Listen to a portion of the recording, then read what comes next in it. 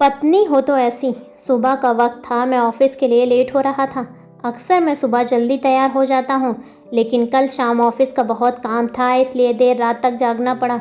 जागने की वजह से सुबह लेट उठा, इसलिए ऑफिस जाने में देरी होने लगी। मैंने बाथरूम में घुसते हुए पत्नी को आवाज़ लगाई कि वो मेरे कपड़े तैयार रखें।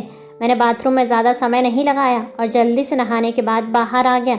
मैंने अपने बिस्तर पर देखा तो वहाँ कपड़े नदारद थे। मैंने गुस्से के स्वर में फिर से पत्नी को आवाज़ लगाई। शायद वह किचन में थी, मेरे लिए खाना तैयार कर रही होगी, इसलिए उसको मेरी आवाज़ सुनाई नहीं पड़ी, या फिर कुकर की उठती हुई तेज़ सीटी में मेरी आवाज़ दब गई होगी। इस बार मैंने गुस्से के साथ और तेज़ आवाज़ लगाई, लेकिन किचन से बड़ा प्यारा रिप्लाई आया, अभी आई। मेरा गुस्सा अपने चरम पर था। मुझे ऑफिस के लिए लेट हो रहा था।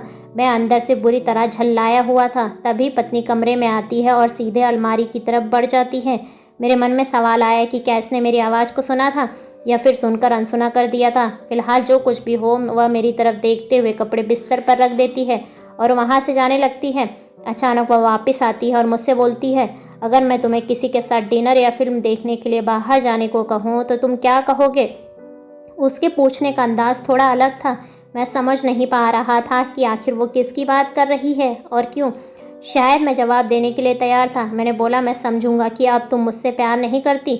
शायद उसने गुस्से या प्यार से मेरी तरफ देखा, लेकिन फिर अगले ही पल अपने होठों पर हल्की सी आती हुई मुस्कान को दबाते हुए बोली, मैं आपसे प्यार करती हूँ, लेकिन यह औरत भी आपसे बेपनाह प्यार करती है, शायद मुझसे भी ज़्यादा, और वह आपके साथ कुछ समय बिताना चाहती है। मुझे पत्नी के मुंह से इस सवाल की उम्मीद नहीं थी। मेरे मन में एक सेकंड में हजारों सवाल ऊपर नीचे होने लगे। आखिर किस औरत की बात कर रही है और किससे मिलवाना चाहती है? ऐसे हजारों सवालों के साथ मेरा मन मुझे घेर रहा था। आखिर मैंने पूछ ही लिया कि किसकी बात कर रही हो। पत्नी ने बिना कुछ बोले एक तस्वीर की तरफ इशारा कर दिया। वह तस्वीर मेरी माँ की थी, जो मुझसे दूर रहती थी, जिनसे कई महीनों से मैं मिला नहीं था। शायद काम की वजह से मैं उन्हें फ़ोन भी नहीं कर पा रहा था। मैं अपनी व्यस्तता के कारण उन्हें समय नहीं दे पा रहा था। मैंने पत्नी की तरफ देखा। पत्नी ने मुस्कुराहट के साथ मेरा मोबाइल मुझे थमा दिया। मैंने माँ को फ़ोन किया और उनसे रात में खाने और साथ में फ़िल्म देखने के लिए कहा। माँ मेरी आवाज़ सुनकर खामोश हो गई। शायद करुण स्वर था, तुम ठीक तो हो ना? तुम दोनों के बीच कोई परेशानी तो नहीं? माँ ने पूछा। उनके लिए मेरा एकाएक फ़ोन करना किसी परेशानी का संकेत था।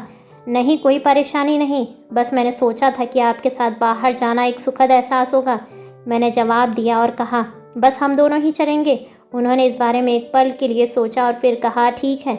शुक्रवार की शाम को जब मैं उनके घर पहुंचा तो वो मेरा इंतज़ार कर रही थी। मुझे देखकर उनका चेहरा खुशी से चमक उठा, जैसे वर्षों से खोई कोई दौलत अचानक से उन्हें मिल गई हो। मैंने माँ के पैर छुए और उन्हें गाड़ी की तरफ ले जाने लगा। वह बार बार मेरी तरफ देखकर हल्के हल्के मुस्कुराकर गाड़ी की तरफ बढ़ रही थी। कार में माँ ने बताया कि उन्होंने अपनी एक दोस्त को बेटे के साथ खाने के लिए बाहर जाने की बात बताई है। वह काफ़ी प्रभावित थी। फिलहाल हम दोनों माँ के पसंद वाले रेस्तरां पहुँच चुके थे, जो कि दिखने में अब भी अच्छा और आरामदायक था। अंदर जाकर हम दोनों बैठ गए। मैंने पास रखे मेन्यू को उठाया और पढ़ने लगा। एकाएक मेरी निगाह माँ पर पड़ी। वह अभी भी मुझे देख रही थी, लेकिन इस बार वह मुस्कान गायब थी। वह उदास दिख रही थी। शायद मैंने मेन्यू पढ़ने में ज़्यादा समय तो नहीं लगा दिया। मैंने मेन्यू को साइड रख दिया। मैंने माँ से खाने के लिए पूछा। उन्होंने मेन्यू की तरफ इशारा करके मुझसे कहा, तुझे याद है जब तू छोटा था और हमारे साथ खाना खाने बाहर आता था? मैं भी तेरे लिए मेन्यू गौर से देखती थी और तेरे लिए अच्छा सा खाना ऑर्डर करती थी जो तुझको पसंद था। लेकिन अब वक्त बदल गया है, महंगाई भी बहुत हो गई है, तो शायद मेन्यू में कुछ नया देख रहा होगा। माँ का जवाब सुनकर मेरी आंखों में आंसू निकलने लगे थे, लेकिन मैंने खुद को संभाला और कहा, माँ इस बार मैं आपके लिए मेन्यू पढ़ना चाहता हूँ। इसके बाद मैंने एक बढ़िया सी डिश माँ के लिए ऑर्डर की। खाने के समय माँ ने मेरे बचपन से लेकर अब तक के कई किस्से सुनाए। मुझे ऐसा लग रहा था मानो मैं वापस बचपन में आ गया हूँ। मुझे उस समय इतनी खुशी हो रही थी मानो सारी कायनात इसके आगे फीकी हो। बातों ही बातों में समय का भी पता नहीं चला। मैं माँ के साथ थोड़ा और वक्त बिताना चाहता था, लेकिन अंधेरा हो चुका था और माँ को उनके घर छोड़कर मुझे वापस अपने घर भी जाना था। इन शब्दों का मतलब बाद में समझ में आया, लेकिन फ़िलहाल मैं माँ को लेकर उनके घर पहुँच गया। अब वक्त था विदाई का। माँ ने एक उम्मीद के साथ मेरी तरफ देखा और कहा कि अगली बार मैं उन्हें बिल का पेमेंट करने दूँ तो वह मेरे साथ दोबारा डिनर के लिए आना चाहेंगी। मैंने मुस्कुराहट के साथ माँ से कहा, माँ जब आप चाहो, और बिल पेमेंट कौन करता है, इससे क्या फ़र्क पड़ता है? माँ ने मेरी तरफ देखा और मुस्कुराहट के साथ कहा कि फ़र्क पड़ता है, और अगली बार बिल वो ही पे करेंगी। इसके बाद मैंने माँ से विदाई ली और अपने घर की तरफ चल दिया। घर पहुंचकर देखा तो पत्नी मेरा इंतज़ार कर रही थी। उसने पूछा, कैसा रहा आज का दिन? बहुत बढ़िया, जैसा सोचा था उससे कहीं ज़्यादा बढ़िया, मैंने जवाब दिया। इसके कुछ दिनों बाद अचानक मुझे माँ के देहांत की सूचना मिली। उन्हें दिल का दौरा पड़ा था। यह इतना अचानक से हुआ कि मुझे कुछ समझ नहीं आ रहा था। मैंने माँ के लिए कुछ भी नहीं किया था। मैं वापस उनके साथ समय बिताना चाहता था, लेकिन अफसोस अपने व्यस्त समय की वजह से मैं माँ के लिए समय नहीं निकाल पाया। लेकिन अब पछताए होता क्या, जब माँ थी तब समय नहीं था। अब जब माँ नहीं तो पछतावा और अफसोस। माँ की मौत के बाद मुझे एक लिफाफा मिला। उस लिफाफे में उसी रेस्तरां की एडवांस पेमेंट की रसीद के साथ माँ का एक खत था, जिसमें माँ ने लिखा था, मेरे बेटे, मुझे पता नहीं मैं तुम्हारे साथ दोबारा डिनर पे जा पाऊँगी या नहीं, इसलिए मैंने 2 लोगों के खाने का एडवांस पेमेंट कर दिया है।